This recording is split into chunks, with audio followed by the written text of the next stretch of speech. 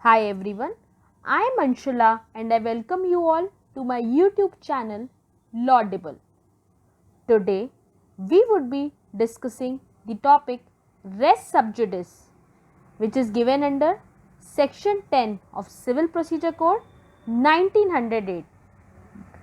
Do listen this video till the end to have a better understanding of the topic, and also keep your bare act handy, and don't forget to like, share and subscribe the video. This topic is very important for both pre and mains point of view. So res subjudice means to stay the suit. So under this section we will be taught that in what conditions a suit will be stayed. So what is res subjudice? First of all, res means a thing or a matter and subjudice means a pending decision in a court of law. So whenever any matter is pending in a court between same parties, so any second suit which is instituted on the same law point and between same parties, then the proceedings is in this second suit or subsequent suit are stayed as per the provisions of res subjudice as given under section 10 of Civil Procedure Code. I will explain this again. What is res subjudice? In res subjudice it is important to have a second suit which is instituted either in the same court or in some other court in India on the matter which is directly or substantially in issue in the previously instituted suit and between the same parties. Then such second instituted suit can be stayed by the relevant court in which this suit has been brought forward as per the provisions of section 10 of Civil Procedure Code 1908. But if such suit is pending in any foreign court, then the rule under section 10 will not apply. So this rule has two objectives. Firstly, it prevents two courts of concurrent jurisdiction from adjudicating upon parallel litigations. It means in many suits, more than one court have jurisdiction to entertain such suits. So if this rule of res subjudice is not applicable, then all the courts having jurisdiction for a particular suit will have to adjudicate the matter and they would be carrying out parallel litigations, that is more than one litigation at a time. And already we have lot of pendency of cases. So it is necessary that one type of matter between same parties, that is between two parties, is brought before only any one court having jurisdiction and not all the courts having jurisdiction. And second objective for this rule of res subjudice is to avoid contradictory decisions on same matters between same parties. As we all know that in courts decisions are given by human beings in the form of judges. So and every person has a different perspective on a particular, may have different perspective on a particular point of law point. So this may turn that there may be two contradictory decisions on the same matter and this will bring out more and more confusion. So to avoid contradictory decisions on same matters between same parties is the objective of bringing this rule of res subjudice. Now what are the conditions for application of the doctrine that is trial of subsequent suit be stayed? First one is there must be two suits. First is a previously instituted suit and second is the subsequently instituted suit in the court of law. These are the very most important things which need to be there, then only this rule of res subjudice will apply. Now second point is the matter in issue in the subsequent suit, that is the suit which is instituted at a later stage, must be directly and substantially in issue with the previous suit.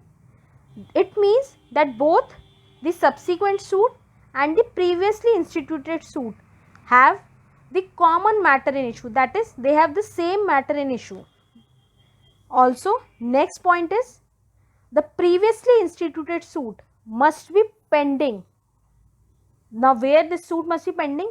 Either in the same court in which the subsequent suit is brought, or in any court in India, or in any court beyond the limits of India, but such court is to be established or continued by the Government of India or before the Supreme Court. Fourth condition is the court in which the previous suit is instituted must have jurisdiction to entertain such suit. So, if previously the court where the previous suit is instituted is not having jurisdiction to hear such type of matter, then the suit instituted in the second suit which is instituted in some other court will be valid, and the previously instituted suit will not be considered as valid, as any decision given by a court having no jurisdiction will not be considered as the right place for that type of matters. So, it will be barred from hearing such type of matters. Now, last condition is such parties must be litigating under the same title in both the suits, like both the parties must be common and under the same title in both the suits, that is the previously instituted suit and the suit which is subsequently instituted. Now, I will make you understand this rule of res sub judice with the help of an example. A, an agent files suit against B, a principal. This example is based on the agent and principal matter. A is an agent and B is a principal, and there is discharge of agency between. Agent is bound by the duty to discharge the agency claiming.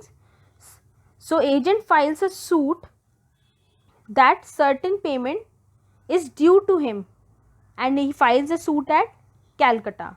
Agent ने suit file करा है कि agency के discharge होने के लिए कुछ amount है जो कि उसको मिलना चाहिए, कुछ पेमेंट्स उसको मिलनी चाहिए जो कि उसको नहीं मिली है, there are some payments due, and उसने इसके लिए सूट फाइल करा है कैलकाटा में. Then later on in a subsequent stage B, जो कि हमारा प्रिंसिपल है, उसने सूट फाइल करा है एजेंट के अगेंस्ट, बट उसने कहाँ पर फाइल करा है? उसने इलाहाबाद में फाइल कर दिया सूट, और उसने उसको एजेंट पे चार्जेस लगाए हैं कि उसने कुछ नेग्लिजेंट एक्ट्स करे जिसकी वजह से प्रिंसिपल को लॉसेस हुए हैं. ठीक है, तो सेकंड सूट जो है इलाहाबाद में हुआ है, फर्स्ट सूट हमारा कैलकाटा में हुआ है. तो यहाँ पर सेकंड सूट एट इलाहाबाद जो है वो स्टे कर दिया जाना चाहिए, क्योंकि यहाँ पर हमें दिया गया है कि कैलकाटा कोर्ट के पास जुरिसडिक्शन है to grant relief in the suit file before it. So issue जो है, जो कैलकाटा कोर्ट में सूट फाइल्ड है और जो इलाहाबाद कोर्ट में सूट फाइल्ड है, वो सेम है कि डिस्चार्ज ऑफ एजेंसी एजेंट बोल रहा है कि फेथफुली नहीं उसने की है और उसके कुछ पेमेंट्स ड्यू हैं, और प्रिंसिपल बोल रहा है कि एजेंट ने नेग्लिजेंट एक्ट्स करे हैं जिसकी वजह से प्रिंसिपल को लॉस हो गया. तो यहाँ पर इशू सेम है, तो यहाँ पर सेक्शन 10 अप्लाई हो जाएगा, और जो सूट एट इलाहाबाद जो कि सब्सिक्वेंटली फाइल करा गया है वो स्टे कर दिया जाना चाहिए. तो as per the rule 10 section 10 operates, stay of suit at Allahabad would be done.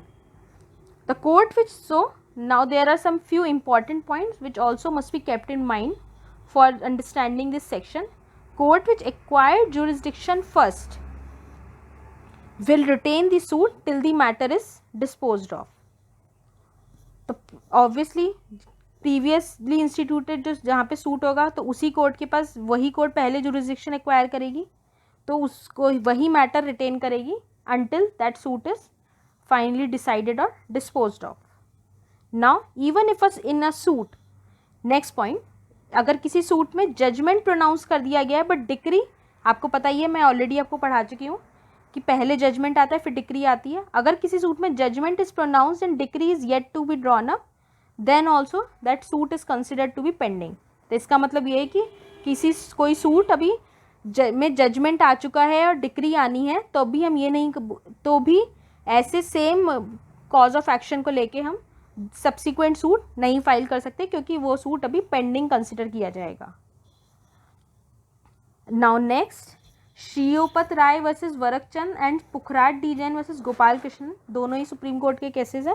इसमें ये हेल्ड करा गया if decree is given in a subsequent suit, subsequent suit जो था उसमें डिक्री दी गई है तो वो डिक्री वैलिड होगी और एग्जीक्यूटेबल, उसको एग्जीक्यूट किया जा सकता है. एंड इसका execution can not be denied on the ground of section 10. Now next most important point, that mere identity between issues is not sufficient. There should be proper कि दोनों की दोनों सूट से previously instituted and subsequently instituted suit में there that issue must be same. Main and the subsequent issue must be same. तो ही जो है section 10 का रूल अप्लाई होगा. अदरवाइज अगर मेयर आइडेंटिटी है तो application of rule of stay of suit नहीं अप्लाई होगा. और अब now next, PV Shetty versus BS Girdhar, इसमें दिया हेल्ड करा है एपेक्स कोर्ट ने, if conditions of section 10 are not fulfilled then also stay of suit can be done. तो कैसे किया जा सकता है? Using inherent powers of the court. Inherent powers of the court कहाँ दी गई है? सेक्शन 151 ऑफ द कोड में दिया गया है इनहेरेंट पावर्स जो है सिविल कोर्ट की. तो इनहेरेंट पावर्स लगाते हुए भी कोर्ट सूट को स्टे कर सकता है. और now next important thing, any order passed by the court for staying of suit under section 10 will not amount to decree as per section 2 clause 2 of the code. 2 clause 2 में हमारा decree defined है. तो ये point MCQs के लिए बहुत ही important है. अब मैंने यहाँ पर लिस्ट ऑफ लीडिंग केसेस भी दे दिए हैं. ये डायरेक्टली भी पूछे जा सकते हैं प्रीलिम्स एग्जाम में और आपको मेंस एग्जाम्स में आंसर राइटिंग के लिए भी ये यूज़फुल हो सकते हैं. आई होप आज के इस वीडियो से section 10 of civil procedure code that is res sub judice आपको क्लियर हो गया होगा. The PDF of this video is given in the description below. Don't forget to like, share and subscribe this video. Thank you.